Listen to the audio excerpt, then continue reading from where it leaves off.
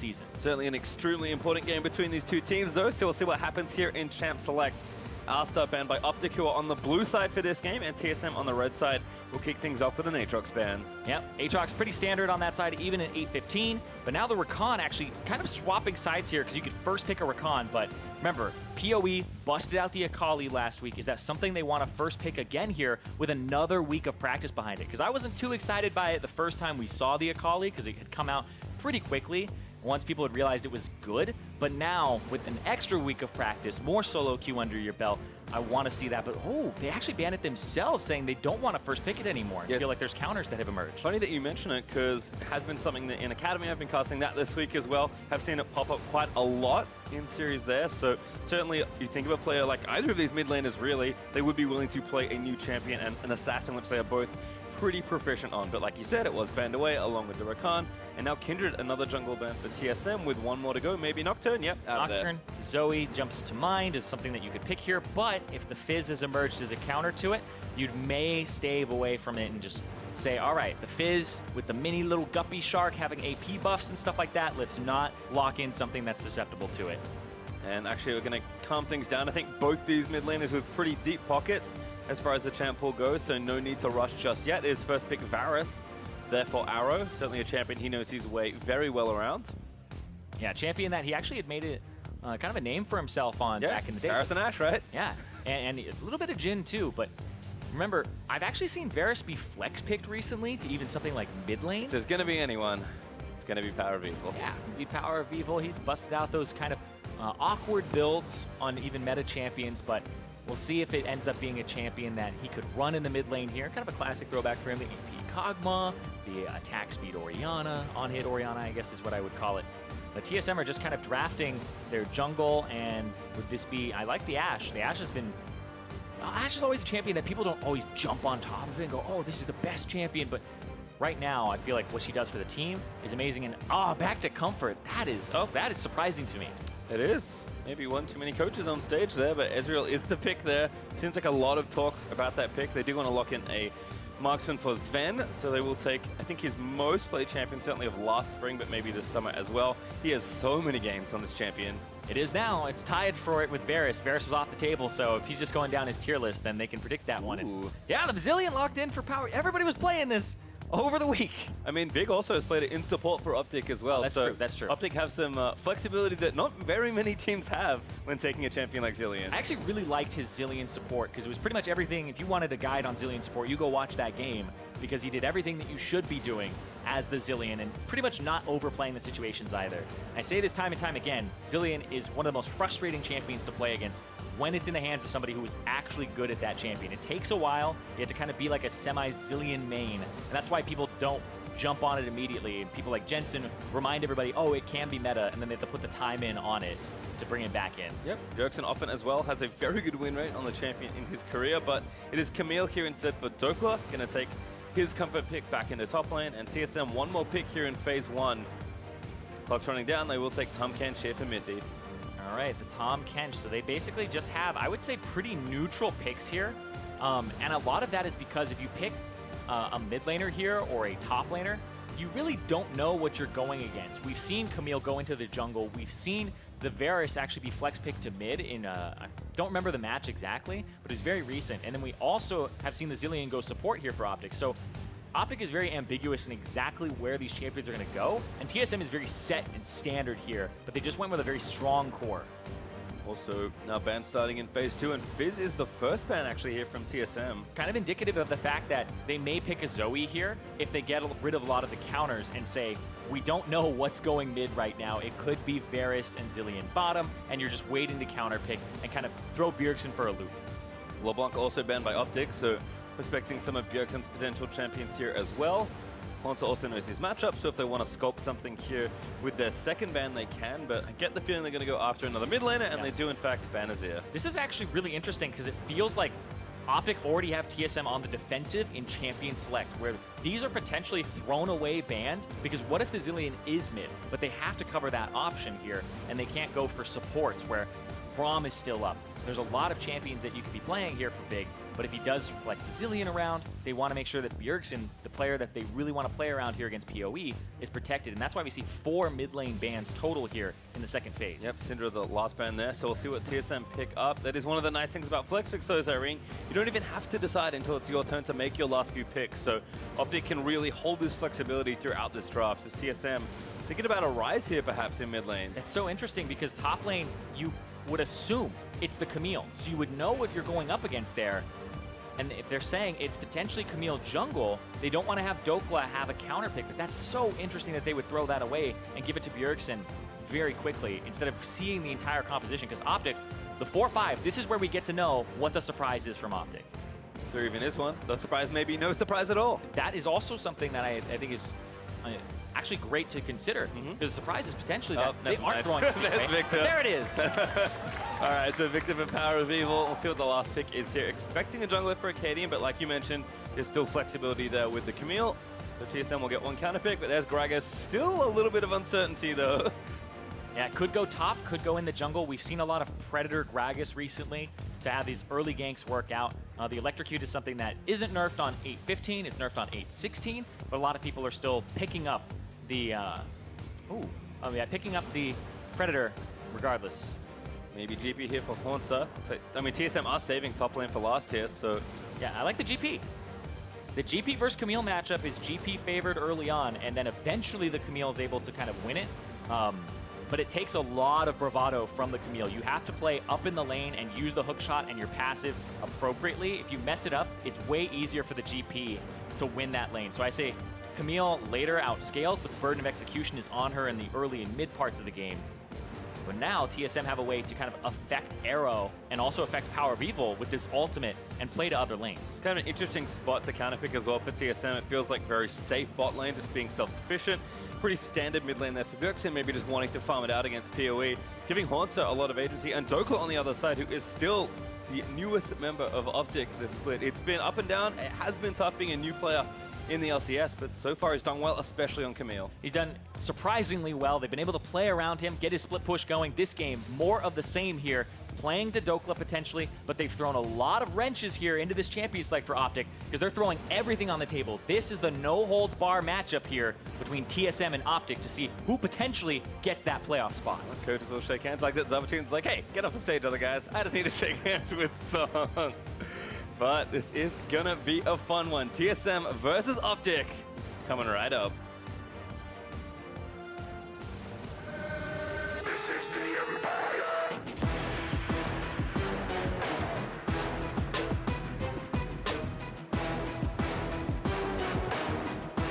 This is the Empire.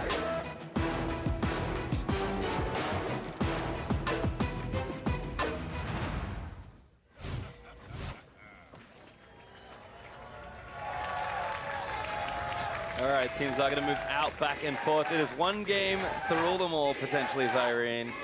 So close for those last few spots left in playoffs. I believe we're now with 3 spots only for the taking. And one of these two teams could be heartbroken, depending on the result of this game. Yep, 10 wins gets you into playoffs. 9 almost gets you there. So And this one puts these two teams at 9, and it would definitely help OpTic out more because they have the tiebreaker head-to-head. But TSM need to kind of counter the potential of OpTic making it in off of that. It sounds really good chance if TSM win this one. So this is kind of the one that I would say it hinges on. Bad enough to miss finals for the first time as an org would be even worse to miss playoffs and worlds as a result for the first time ever as an organization. So big stakes in this match, and it's only a best of 1. Both teams have shown a lot of improvement throughout the summer. Arrow looks like he took some early damage, but he's just going to go back and fix that at the fountain. Now let's talk about OpTic for a second. They were near the bottom spots for so long, and last split ended with no playoffs, no postseason. They could potentially get their first postseason here in the NALCS, and that's great from Dokla. Getting that first one means he's going to hit level 2 off the first wave. I love that from Camille. It's kind of the double kick. Yep, also gets 10 gold as well, so not too bad. Looks like red buff start here for Acadian, and same stuff for Greg, so opposite side jungle here is Venomithi already to the wave. And the other thing to consider as well about that ward not being there is you protect a scuttle. Something that a lot of people don't consider is you should be warding for your jungler early in those pixel brushes to make sure you can see where the other jungler is, which scuttle he goes for, especially if it's a jungle matchup where that jungler beats your jungler in a 1v1 or your nearby lane doesn't have priority. So I like that they get rid of that. It's going to cover that a little bit more in terms of Fog of War, and it's going to make Grig be more careful about where he's going to play. And you can see Acadian going to go straight for that, knowing that he's got cover here. Yep, like you said, had that ward that Joker took down. There's also a ward there as well that OpTic have placed. So opposite side Crab is in vision for TSM. Looks like Grig is stopping off by a camp just for now. Yep, and Acadian is going to get spotted from the second ward that they placed down, because that one comes from Haunter, but it means he won't have one in the near future. Whereas you can see both Acadian and Dokla still have their trinkets available. Bjerg also warded late, so checking out that right-hand side, making sure Grig is well covered.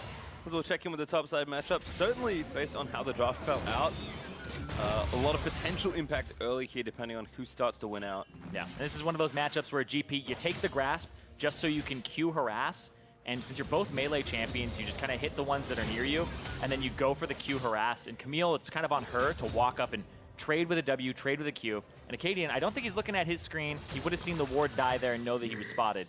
He walks right through. Yeah, almost had the timing perfect there, but instead going to reward and look to take the Krug camp away. Grig, though, has a bit of advanced info, so who's already started on that path, halfway through the camp or so.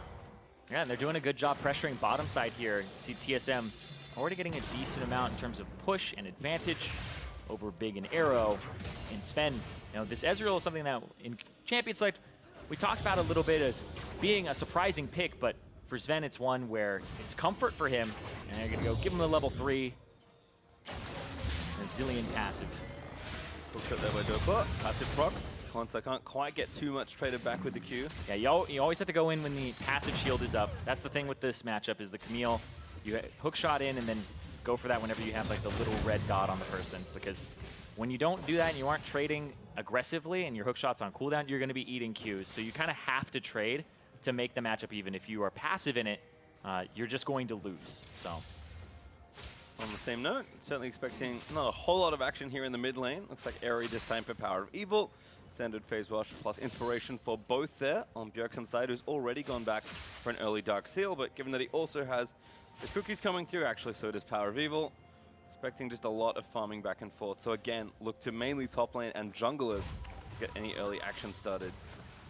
It's funny though, because Power of Evil, he's very commanding about what to do around his lane. He's very exact and precise about how to play around him. It's one of the things that I've talked to people who play with PoE. They say it's actually really easy because he tells you exactly what to do. He's the guy who's saying, all right, go in 2 seconds, right? Basically counting down on what he's going to do, what you can do. Basically plays your champion for you a bit. Devour. Going to spin him out into a Sven Q perhaps. Big. Going to speed himself up and try and walk away. Sven wants to grab it. Big forced to flash away there. And Big, actually, interesting choice there. No Airy or anything like that. It's kind of the Guardian to protect. He's actually gone quite defensive here. He even went for the coin start because it's the one that actually statistically gets you there fastest to the 500, and it looks like they weren't going to be aggressive here. So it's kind of, I feel what they did in Champion Select was say, Acadian's going to be playing to top and mid. He's not going to be playing too much to bottom side. And that's because they have a split pusher. Protect your split pusher early, get Dokla online, give him wards, give him all of the attention, and they're kind of seeding bottom lane here with their builds and showing that they aren't going to be aggressive with the Varus and the Zillion. Yeah, Sven's actually massively far ahead on what kind of looks on paper to be a pretty passive 2v2 matchup, but he's already 20 CS ahead, and it's not getting much better for Arrow either, who's actually forced to back away now. And because he backs away and they put that pressure down, Grig's going to go on the Infernal Drake, use the pressure that's on the bottom side, and this is using the priority that your lanes have and having them play to you. DP back from Arrow means he doesn't miss too many CS, but Spotted on the ward by Acadian. Still, that Drake pressure is nice. Looks like Bjergsen going to play far right-hand side with his team on that Drake. Easy pickup there, 6 minutes in, and TSM get the first Drake, and it's a good one. Yeah, the good ward setting that up. They've been able to track Acadian. They know where he's going to go because they control the bottom half of the map. As a jungler, you get kind of corralled into going to one side of the map. Granted, it's the one he wants to go to, but he's not able to find avenues in, both in top and mid. He's been spotted and walking basically on all this vision that they have. Both top laners have also burnt their TPs for the kind of early 1200 gold item. Tiamat done for Dokla, Sheen done for Haunter, although he does have to be careful of a potential gank. Acadian did just finish off the Krug. Oh, he just showed himself, and that's going to be kind of the key here. Cadian's gonna go. Haunter has a flash. He's going to have to burn it. Body slam connects. Hook shot incoming. Haunter is going to flash out of the way.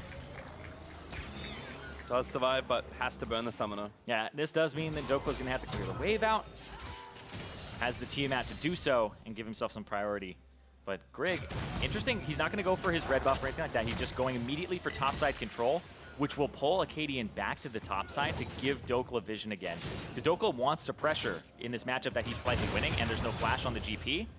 But it means that Acadian's gonna have to abandon his bottom side, make them kind of suffer for a bit, or he's going to have to go get his red and say, well, Dokla, I'm sorry. Yeah, you can see Grig picked up his red, covers for the regank. Bjergsen not quite going to get stunned up there by Gravity Field. With the tier completed, actually doing pretty okay in the matchup. Kiwi, though, also upgraded his Hex Core, so first early item power points are here. Yep, and you can see Grig's actually going topside here, kind of babysitting Haunter, making sure that he's not going to get ganked, making sure that he can push up and clear the wave out. And Acadian was just hanging out in the mid. And because nothing else has really happened here, he's just going to go cycle his jungle on the bottom side. And it's not too surprising that TSM drafting pretty safe, all things considered. Happy to play a relatively slow game, but I feel like OpTic have played that style pretty well all season also. This is really the tipping point that I didn't expect to happen, though. OpTic being this far behind in the laning phase is a testament to, honestly, Sven and Mithy's strength as a duo, despite having very defensive champions. Yeah, it's also the cover that they're getting. If you can track Acadian, when you have a lane, this is kind of how it works in pro play versus solo queue. Solo queue, everybody will have almost no regard and forget that junglers exist. When you are in professional play and you can see the enemy jungler on the opposite side of the map, even if you have a losing matchup, you just push really hard and make them think your jungler's there and call that kind of, or make a bluff and throw it down. So that's kind of what TSM has been doing, is constantly pressuring, because they've been spotting Acadian on the top side, and that's given them a CS advantage. It's given them opportunities to use abilities. So if you use some abilities, like if you double bomb, that's when the jungler comes out of nowhere if you don't have the appropriate vision. So OpTic playing really safe, but TSM playing aggressive, because they've been spotting Acadian and tracking it. Yeah, again, Grig does a nice job tracking Acadian, does spot him with the Scry's Bloom. Will contest with his Crab Smite to Acadian. He's going to pick up the Shrine, but Grig gets a control ward at least. Gets the control ward, spot him out. Now they're both on the bottom side of the map, but this is where Acadian has to cycle his top side still. And he has to kind of cover for Bjergsen, roam warping to the bot side. But diving, I would say diving a Zillion, it always feels bad, man. It's really hard to do. Double bombs for the stuns, he clears the minion wave out, and then he will also just revive somebody. Yep. Still though, the pressure is holding up. 25 CS up now for Sven. He's closing in on 30 relatively quickly. Mithy going to try and clear out this ward. Looks like he's just going to disable it for the time being and just play forward and threaten, and then with the last few seconds of the sweeper left, make sure to complete it and clear it out. And again, Arrow and Big forced to play back under the turret. I mean, now the tower itself is starting to take damage. Just a little bit of chip damage here and there, but with the Sheen, that's definitely going to hurt from Sven. He got some good backs off, right? He got his tier, plus he got his Sheen, and now his boots have come in too. So he's actually pretty far ahead of Arrow in terms of items and what he's got in his inventory. A lot of the times the Ezreals feel awful because they just have a tier versus a pickaxe or a Vamp Scepter, but here he was able to get the Sheen on top of this. So you're kind of going, Arrow got an early back off, or was forced back, remember the one that we saw? And Sven got to stay in lane, keep the pressure up, and then eventually back and get kind of all these big ticket items. Looks like some of that top attention is kind of turned off, and thanks to Acadian's early presence, Dokla is ahead.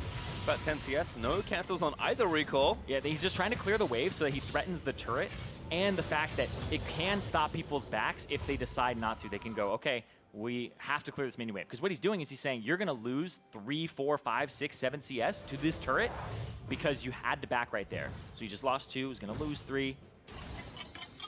Go get him. Eric's getting sped down there. Yeah, he has no teleport for a bit, so it was a really good play there from Sven just to kind of put pressure on him. And those are the things that are harder to appreciate.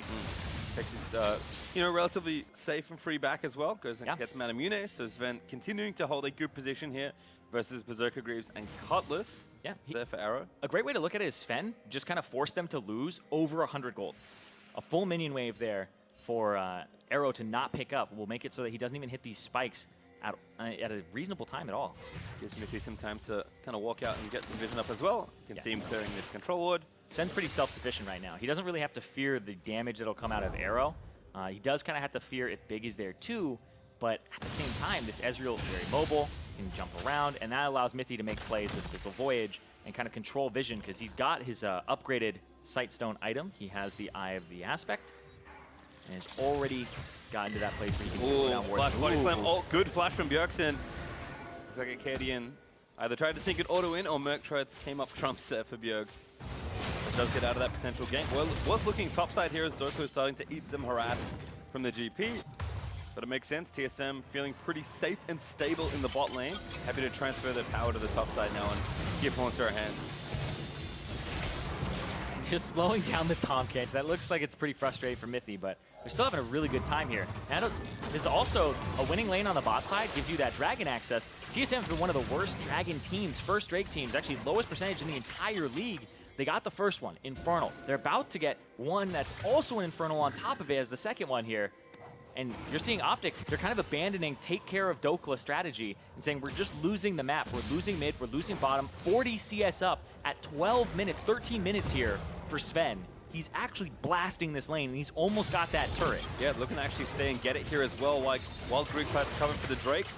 Sven dancing around. Wave's going to get clear, but here comes Grieg and Bjergsen going to try and... Oh, he's stuck, he's stuck! Pillar. And there's the stopwatch. Here comes Mithy, though. He's just going to make sure Acadian goes down. It's first blood over to Bjergsen.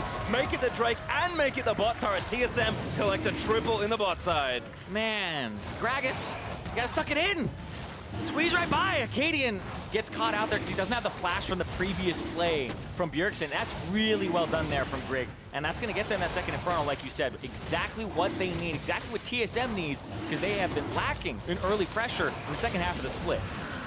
Make it two. Grieg is able to get the last hit. Actually, Mithy that grabs it. But again, Acadian, he kind of has to face check here. And unfortunately, this is the price you pay. Body slams so good to get out of the range of the E root from Bjergsen. Because otherwise he's going to eat the E root from him, and then he's going to get pillared and knocked back a little bit. So he blows it early to try and avoid that, but ends up right on the pillar. Yep. TSM also committed both Abyssal Voyage and Gangplank ult to make sure that kill happened. So I think kind of no matter what happened, Acadian was going to die. Yeah. Also committed the stopwatch to it too, which I believe he bought that. I'm not 100% sure on. I'll go check, but I don't remember him starting with it. Oh, he did actually have it. Okay, perfect. Yeah, because he bought like a monocrystal, and then he didn't want it. So I was like, oh, did he sell it for that and get that? But looks like he just used the rune. Unfortunately, it's now broken, so of course can't do that again. You actually get Zhonya's second a lot of the time now on the Gragas. The W has an AP ratio for how much reduced percentage damage you take, and with the lower cooldown and making it like a 1-point wonder, you don't really max it, so you rely on that AP ratio. So building AP actually makes Gragas tankier. Granted, not as tanky as before, but it means he gets to have early pressure. He can actually contribute to skirmishes with burst damage, and then he's also a little bit heftier than AP Gragas was before. As we kind of check back in with the map, TSM have forced a swap now. Grieg actually here to the top lane, which is the 2v2. Big not going to get slowed. He dances around the pillar, but actually going to eat that first chomp and be forced to speed himself up again. Safe for that burning a summoner, but it does seem like TSM are trying to make sure the map is bare of objectives. Going to try and fight for this Rift Tower, but Crab looking to go over to Acadian. Should be able to take this one down without Grieg's interference, as Bjergsen is dealing with minions in the mid lane. Maybe not, actually. Grieg just walks in, takes down the control ward. Now going to move through and sweep out the rest of the vision. Again, I mean, we talked about the bot lane giving TSM all this power and all this priority. They're doing the same thing. They've just moved themselves to the top lane. Yep, just swap it around. If you were slowly winning a matchup, you should just go ahead and put your winning matchup back in a lane that has a turret to knock down and get yourself that gold. And also kind of prevent the enemy from knocking down a turret in mismatched lanes. So OpTic are opting into matching it and slowly losing this one, and they're going to have to find a way to kind of break the pattern that was established by the early game. Because it hasn't been a high kill game. There's only one kill in these 16 minutes, but it's 2 Drakes to TSM, and this large CS advantage in both the bottom, and the mid is actually more even now. Yeah, I mean, Bjergsen just been farming. Haunter is behind in CS, but pretty close on gold. Yeah, GP. General Gangplank things. Yeah. GP, no Kleptomancy, but still.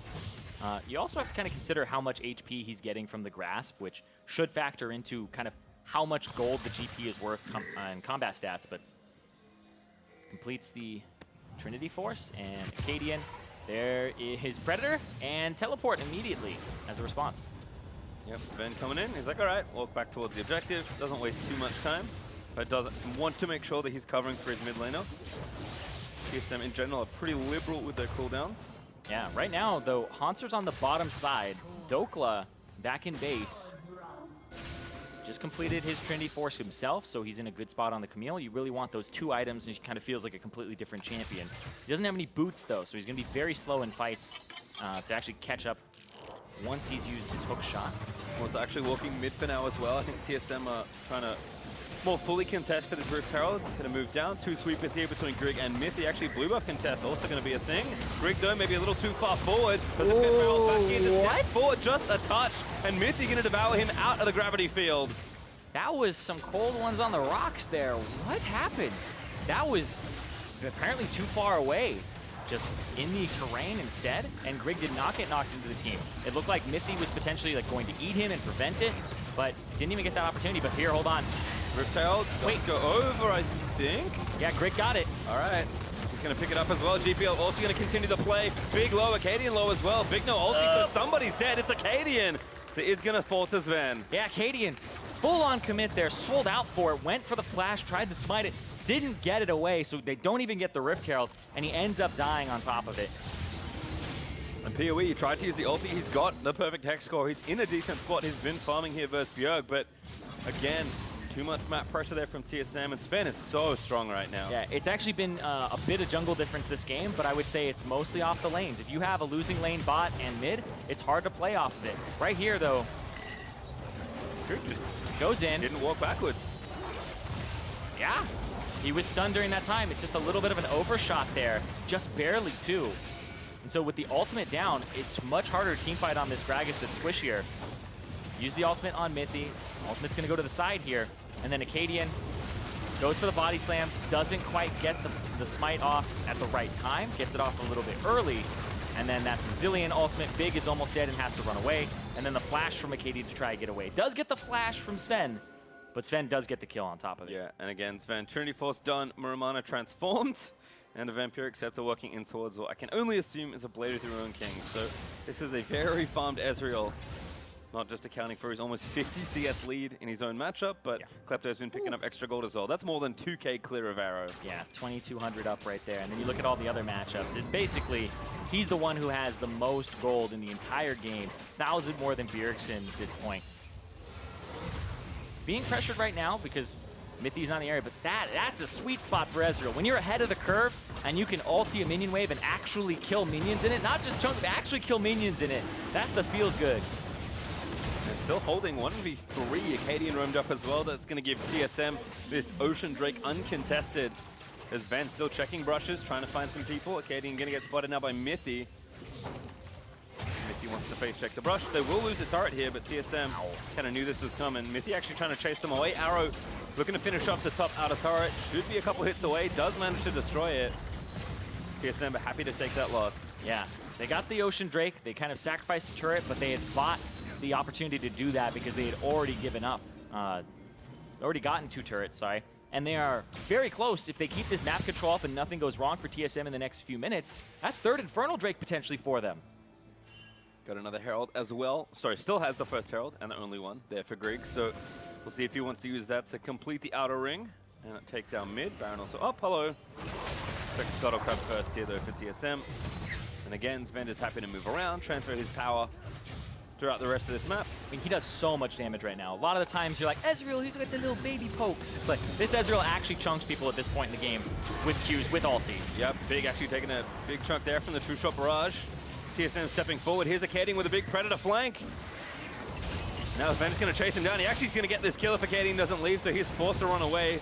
Shelly also doing most of that turret's health, so just one more hit required there for TSM as Grig caught by the Chain of Corruption, but getting out of there. Power of Evil sped up by the Zillion, trying to play up and aggressive. But Haunter ready with the ulti. Wave's going to push back in for TSM.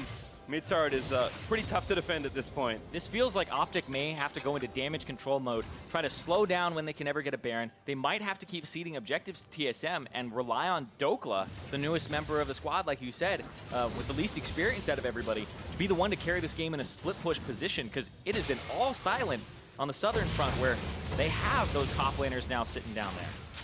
So I'm going to hang out, clear this wave. Looks like OpTic stayed around to fend off the potential counter push, but Bjergsen's actually splitting top. Haunter, of course, has been bot lane in his 1v1 for a while now.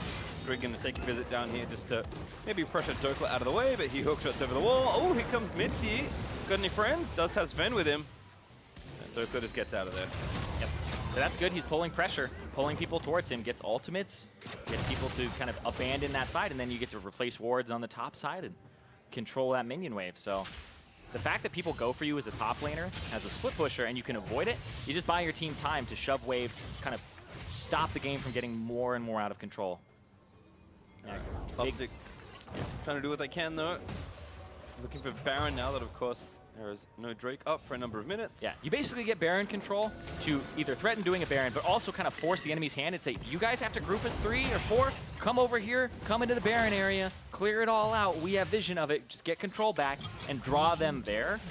And force them to take more time to kind of go about the area. And that's TSM going to get all those outer turrets, and so they have a lot of map control at the moment. Yeah, tough to contest for objectives when you only have one turret taken and it is in the top lane. Will help with some of that Baron area vision, but TSM have a really good stronghold to just sit in, force the waves out, and again, continue to play around these objectives. Van also coming back with that third item finished. Yeah, 3 items to 1 and a little bit of some halves. Like, the Zeal plus the pickaxe don't go into the same item. That's true. So he's got parts of 2 different items. One and a fraction of some kind. Pick your favorite. So it's a situation where, sure, you have 2 parts, they don't make a whole. It's like having 2 part-time jobs don't make a full-time job, right? No. That kind of thing. They don't go together. Feels like hard work, though, and I think that is where Arrow is right now. Oh, he's got to work really hard on this one. Down 70 CS at the moment. And remember, there's Infernals behind this Ezreal, too, who has a decent amount of damage. The Trinity Force, he got 306 AD at 23 minutes. You jump over to Arrow's AD, Arrow is sitting at 200. He got 150% of the enemy AD's AD. And that's, of course, without looking at the Rise and the Gangplank, which are still pushing the side lanes here for TSM. Zerkler is a bright spot, certainly, for OpTic, and there's been a lot of OpTic split push games with Zerkler's Camille. Power of Evil, though, taking matters into his own hands. They're going to try and take down Sven. Power of Evil going to flash forward. It's not quite enough to kill him. And now Power of Evil may be too far forward. Means he is going to get stunned in the gravity field, but Power of Evil with his Zillion is maybe going to live. He's going to be resurrected. The True Shot Barrage did grab him, but Haunter looking for a barrel combo, not quite enough to take down PoE. So TSM, they TP in, they try and get a counter kill. Yeah, but they don't get Bjergsen, though. Bjergsen is actually just on the side lane, just getting that turret slowly but surely. And it looks like a pause comes out here. I mean, it's incredibly tense between these 2 teams. This is playoffs pretty much on the line here. Looks like Power of Evil talking about something with one of the referees. We'll get you an update as soon as we have one. But I think he, a little upset he didn't get that kill. I wonder if he's thinking that maybe something went unintentionally awry. We'll have to find out in a moment. If something went intentionally awry, I would be like, what?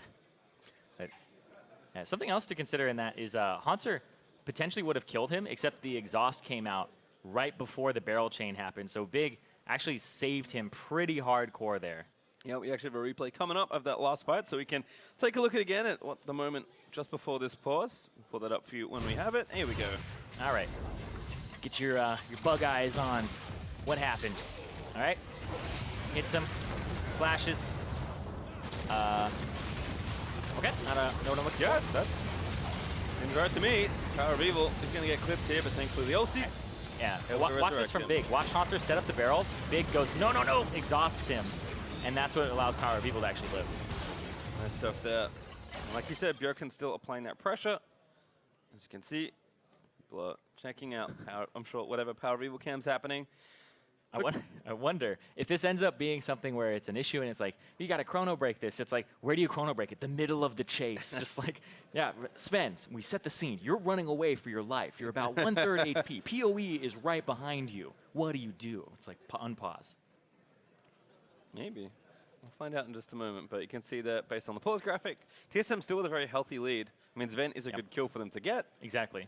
But given the general low kill score of this game, I mean, actually just look back, it's only 2-0 down there in the kills, but TSM's overall gold lead, just a lot of really solid farming, GP and Klepto helping there for the Ezreal. And again, just taking those objectives. OpTic have only gotten a single tower as their objective of the game. Yeah, that one turret, they haven't gotten the Rift Herald. That's been 4 neutral objectives taken for TSM, and those 3 outer turrets. So they're basically, if you want to count them all up, 7-1 in terms of objectives. And TSM have not been an objective-focused team. Grig has been pulled around over and over again in terms of which lane he's going to play to. They were lowest in pretty much Rift Herald percentages. They were really low in terms of first Drake. I think they were last in the league, but he's been able to kind of play to the bottom side when they have pressure, and when OpTic wants to play to top and just reverse the map, reverse the pressure, and it's been, so far, it's worked wonders for them. Low kill game also means less chance of a comeback from your enemies because there's no shutdown gold. There's nobody running around with 900 gold in their pocket because they have like 7 kills, right? So you kill Sven, he's got 1 kill. He doesn't even have a shutdown to his name. It's all this CS that he has accrued, and then those stats from the Drake and the gold from the turrets. Yeah, as you can see, there's some lag investigations happening. Power People said after he flashed, he'd experienced some lag in the fight, so of course we'll have people checking that out. To your point, though, I do like that. I think TSM have just kind of played a bit more simply. Yeah, let's look for the lag the moment he lags, because what he wants to do is he wants to Q auto right here, but he can't. I don't know if that would have helped him out a whole bunch, but if he lagged, he lagged. True. Obviously something we'll take a look at. Yeah, because you don't want to lag again on LAN. I mean, sometimes it does cause like loss of frames and stuff. So. Oh yeah, we've had some stuff happen this summer, Irene. Don't you worry. We've had flies in keyboards, actual bugs on stage. Yeah. I still can't believe that one. Had water spilled across keyboards of top laners all across the league. That's true. Sippy cups need to be in order Actually, for players. If you have a look, it seems like there's at least a Cadian. You can see one right there. Wait, those are the ones you much safer. Are those the ones you can't knock over? Don't try it. I'm sure there's a way. Do it. Somebody do it. Try it. I think it's the one that like gets back up if you knock it over. It's just like, oh. Maybe. You can't knock it over. It has like a weight or something. I don't even know. Where's Haunce's desk? Is that should act? He has a regular water bottle. Everyone panic. Oh god. Yeah, that's not safe. It's not at all. But I think again, like if you're right in that TSM have not really been playing much around objectives this play. I think Greg has felt like pressure to play to such strong laners. Bjork is very commanding as a mid laner, both as far as his like communication goes, but also in his play. Hauncer is often best on carry style champions, even though he can play tanks very proficiently. So I think just again playing more simply, stabilizing these lanes, picking very safe and standard stuff, and they're just playing the map more fully. It just feels like TSM have at least picked a game plan that's much more cohesive for the 5 of them, and so far it's working out to a pretty strong gold lead and a massive objective lead. Yeah, the objective lead is the huge one here, because when you're a jungler and you're getting pulled around to all these different lanes that kind of want your attention, you end up going almost nowhere, and it's like all 3 lanes want me. It's like I'm warding over here. They're like, come over here. So you don't actually get to play to one side of the map. But Grig actually was able to kind of do a little bit of everything this game because they were tracking Acadian, and because of that, mid looks like everything was resolved, and Bjergsen's going to get that turret. Yep, so that's now the first tier 2 turret taken by TSM. Monster trying to steal a little red buff away here. He's got Grig behind him. Does go over to Dokla. Pretty good recipient of the buff. And Dokla's actually, I wonder if this is a Sterak's next or if he's going for Tiamat into Titanic Hydra, because that's more indicative of a team fighting build. If you're going for full-on split push, you go for the Ravenous Hydra, just to go trade and then make sure, because he doesn't really have any sustain on the gangplank besides the orange, that you can just out-sustain him and over time whittle him down and get him away from his turrets, force it back, and then get the objective. But if this is Titanic, I assume it would be Sterak's and he'll still go Ravenous, but if it is Titanic, you'll look out for more team fights from OpTic and Dokla collapsing. You can see TSM still holding a lot of strength around the map. Sven has a decent amount of gold to spend, and he's 3,000 gold ahead of Arrow. Yeah, and Arrow is at 1,300 gold. I don't think he's that close to even getting the Rage Blade or getting a Rune Hurricane. I would say going there. Yeah, he's pretty close to a Hurricane actually. I think you can almost buy it. But the Rage Blade is really what you want in this situation is the Varus. Baron check here for TSM. They do spot Acadian.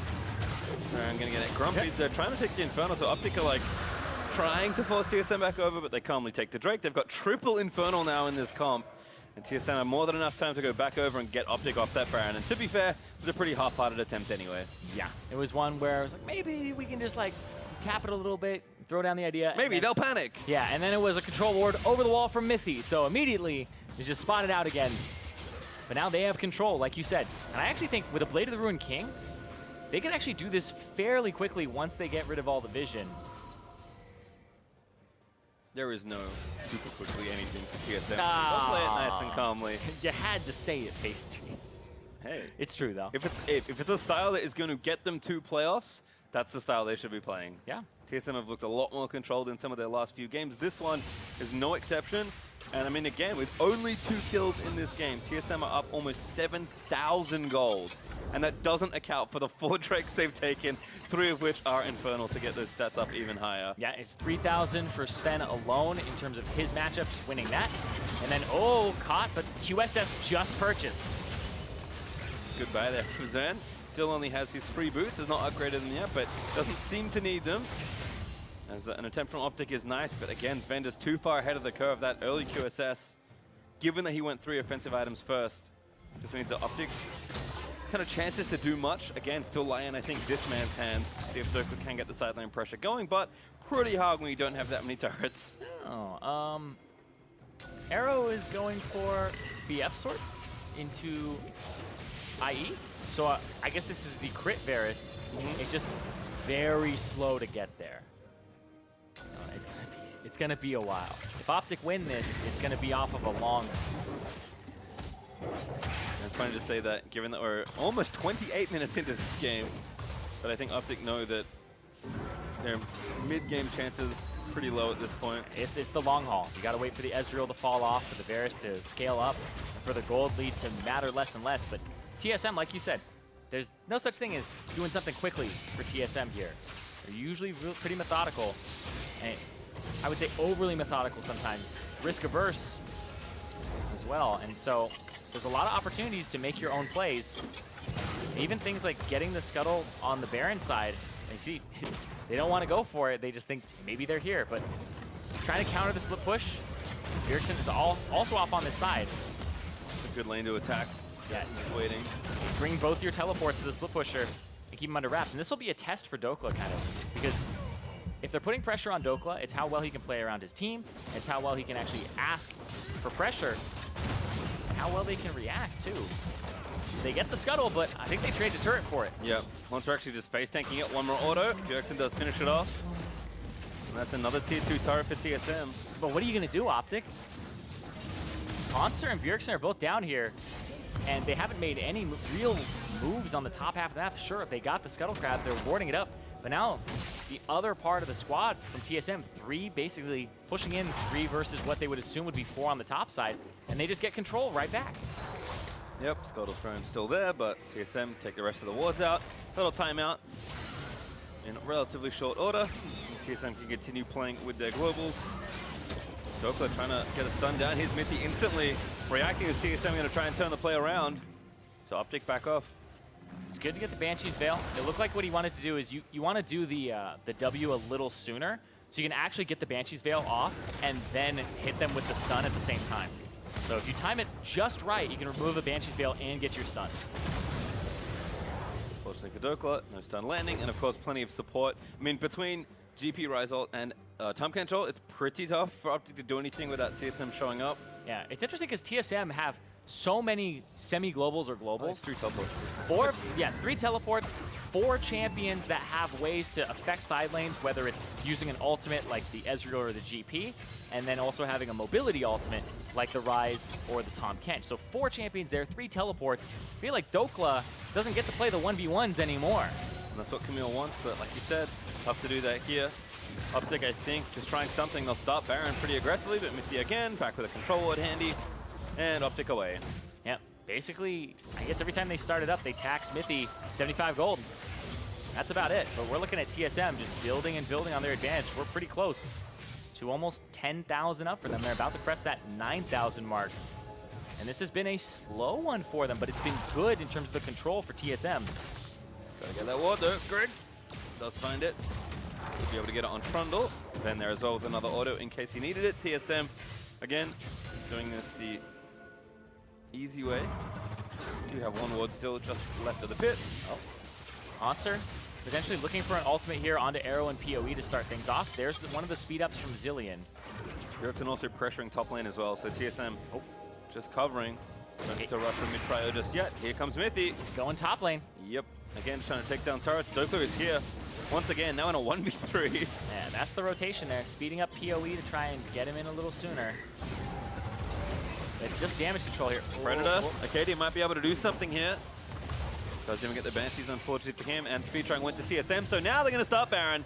Realm Warp over, TSM again, just running OpTic in circles across the Rift. Yep, Dokla's backing to potentially TP in. They saw that. There's the ward right there. That ward's rough. TSM couldn't quite sweep it. Mithy OpTic caught. might collapse. Mithy, we're going to go down. The Grey Hub does kick in, and Dokla just evaporates his Bjergsen, able to take him down. Power of Evil going to be the next one, but the Zillion ult will save him. Acadian, though, needs to stay alive. Sven, ready. Haunter, flash forward, able to grab the kill. That's two from OpTic dead, and TSM back to Baron. They just got completely annihilated. Dokla comes in. It's magic crit for almost 800 by Bjergsen, and then that's pretty much the fight. They look like they had Mithy. The cleanse comes out. He gets to safety eventually with the locket behind him, and that's TSM using the gold lead that they had accrued, basically cashing in on the investments. Not even rushing. Krieg went back, and now they walk back to the objective.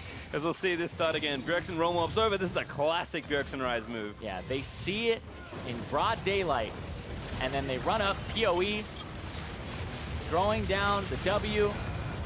I can't believe Mithy actually makes it out of that. That last pulse looked like it was going to go off. He gets the gray health off, and Dokla gets stopped before he can even E, and then second E to a wall. They were ready to stop him and make sure that he can't get that hook shot off. And Baron did go over, as you can see. All five from TSM wearing the purple buff, and Greg back down to the Ocean Drake to make it full-on big monsters here for TSM. OpTic haven't got a single objective outside of that turret. It has been incredibly rough for OpTic here, but TSM are showing that they've changed their ways in the mid-season for them. Again, playing slower, playing more consistently, but when they have to force a play, they are willing to do something. And now Drake number 5 goes over to TSM. They'll grab Ocean number 2. Yeah, that's the full house of Drakes. And hold on. Dokla again, looking for someone. Gonna ult onto Griggs. Van gonna be pushed out of the zone. Mithy, though, devours him out. Kane Corruption gonna miss as well. There's the ult from GP as Ven just diving back in. 1Q almost took off Power of Evil's health bar. I mean, they're getting pretty much 1-3-1 across the map, and they engage on the 3-man, and they don't win it. They actually are running, and they have to recover. They're gonna start losing turrets on the side here. Yeah, and Bjergsen's Death Cap doing so much damage in the side lane. Inhibitor turret in top will fall. Haunter gonna make short work of the bot side as well. Baron's so powerful when they're pushing all 3 lanes like this, as TSM will crash down mid inhib. That's basically those 3 inhib turrets dead almost simultaneously. Yep, split pushing against the team that has been using split push to get to this point in the standings. OpTic, they are just getting pulled apart, about to lose all 3 inhibitors at the same time. It seems like there's no way out here for OpTic. They're gonna have to fight. They'll look bot side, but again, stop down. TSM, look forward, look for Dokla. He's Zillion ulted. But now Bjergsen's just going to roam over and try and finish off the kill. Acadian low, Dokla left for dead. He's going to be taken down by Haunter. Arrow, the next one forced to fight as Greek in a chase, and Chomp forward for the kill. Big blown up by Bjergsen. Mithy forward on the Power of Evil, and TSM, they'll just get everything. They're going to try and get the ace, the turrets, and the Nexus all in one fell swoop. TSM keeping them playoffs hopes alive. A much needed victory for them, not just for morale, but for the standings, putting themselves one step closer to proving the doubters wrong and making playoffs again. An avalanche seems like it rolled through OpTic space at the end there. Yeah, the green wall is not standing right now. No, not after that assault. The players will shake hands. 9 wins now for TSM. We're getting close to the magic number. We'll have 1 game left to play tomorrow, and no matter what happens, there's going to be a lot to look for in these results in our last 2 days. TSM can, even if they lose their next matchup, if OpTic wins, that'd be a 9-9 tiebreaker, where they're both 1-1 now. So evening up that head-to-head is very important too for TSM, so they'd have the opportunity at a tiebreaker if they slip tomorrow. And that's kind of the thing, right? I mean, with only, for the teams that of course playing through today, with only 1 day left, almost everyone still can't rest. You have to play tomorrow. You likely have to win your game tomorrow when you play. And then you probably have to play some tiebreakers, given how things will break out. So a lot of work for these teams to do. Again, the number of remaining available playoff spots is very small. But to hear more about how they claim that victory, we're going to hand it off to Overly and Bjergsen. Thanks, guys. Bjergsen, congratulations on the win. It was an important one for TSM, getting so close to playoffs, and I know there was a lot of hype kind of built up around the mid lane matchup against you and PoE, but I mean, the win would have been impactful for him, but what about for you? One more time, can you repeat the question? Just asking about the PoE kind of mid lane matchup. I know he was calling you out on Twitter. Oh, I didn't even see that. So that might have been why I'm not I didn't really see his call out, and just the lane was pretty boring. We were just farming. He was playing Victor. I was hoping maybe he would, well, if he's shit talking me, hopefully he would play something that he can actually play aggressive and try to beat me. But instead, he just played to farm, and the late game never came. So. And you said before the cameras came to us, you said it was a bit of a boring game. What were you looking for? It's a worrying game for us, obviously, because it's probably the most important game we played this entire season. But I'm glad we had a slow and controlled game. There weren't too many mistakes. I would have liked a little more fighting, especially for me. I was just pushing the side lanes the whole game. But I'm really happy with especially how our ball lane and jungle played. Just destroying their ball lane, just hands down 2v2, destroying them, and Greg taking every dragon was super good. Well, something that won't be boring. Talked to Doublelift after his win today about TSM playing against you guys tomorrow, and he said that you guys were just straight up boosted. So what's tomorrow's game going to look like? Wow. I mean, it would really suck for him if he loses to us after calling us boosted, so I'm hoping that would happen. I'm not going to shit talk back. I'm just going to try to shut him up. Perfect, and that's the way that you should handle it. Bjergsen, congratulations again on the win. And for more on the game, let's hear from the State Farm Analyst Desk.